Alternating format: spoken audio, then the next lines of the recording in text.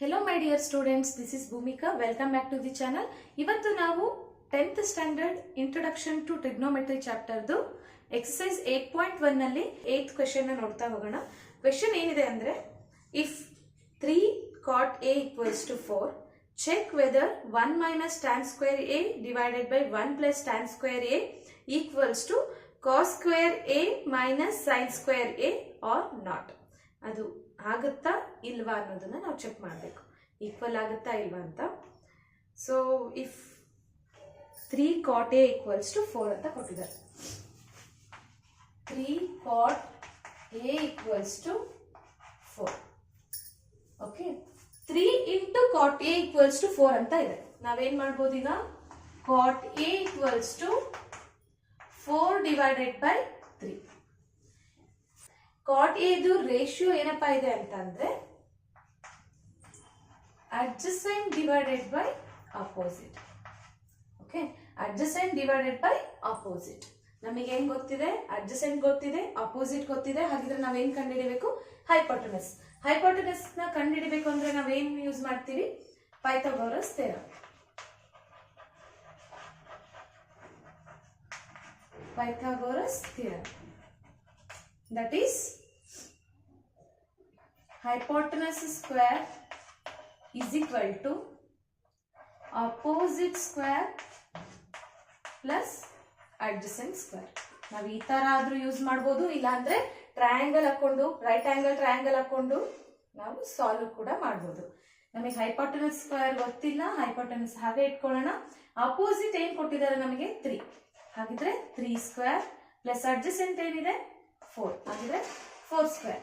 3 square is 9, 4 square is 16. ಹಾಗಿದ್ರೆ 9 plus 16 ಏನಾಗುತ್ತೆ? 25. Okay, ಇಲ್ಲಿ ಹೈಪೋಟೆನಸ್ ಸ್ಕ್ವೇರ್ ಇದೆ ಈಕ್ವಲ್ಸ್ ಟು 25 ಬಂತು ನಮಗೆ. ಹಾಗಿದ್ರೆ ಹೈಪೋಟೆನಸ್ ಈಕ್ವಲ್ಸ್ ಟು ಏನಾಗುತ್ತೆ? √25.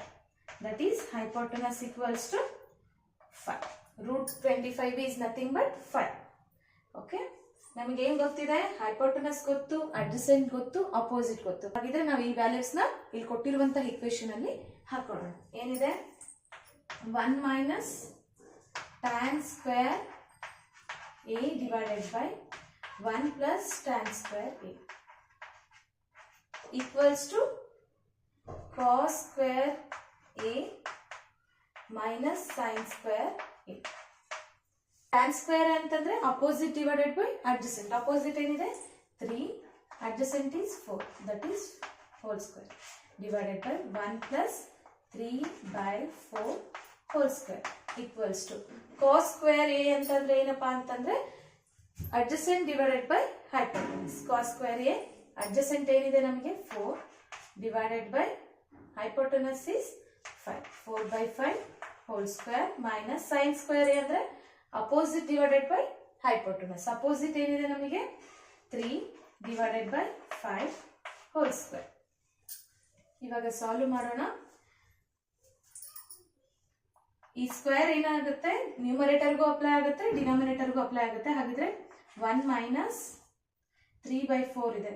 3 square is 9, 4 square is 16 divided by 1 plus 3 square is 9, 4 square is 16 is equal to 4 4s are 16, 5 5s are 25 minus 3 3s are 9, 5 5s are 25.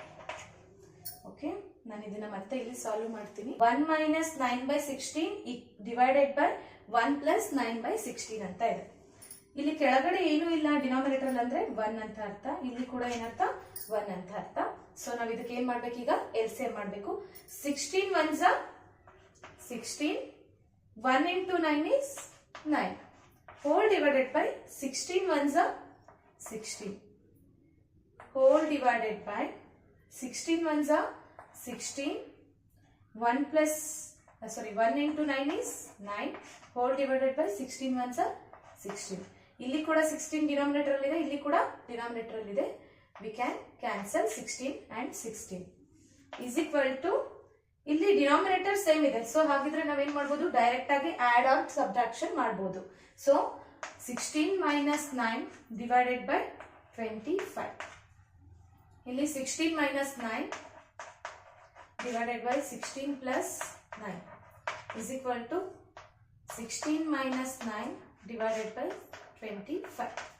Okay, 16 minus 9 is 7 divided by 16 plus 9 is 25 is equal to 16 minus 9 is 7 divided by 25.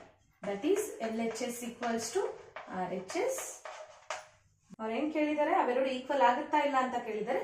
So yes, they are equal. This is the question number 8. We have to move for next question. Thank you.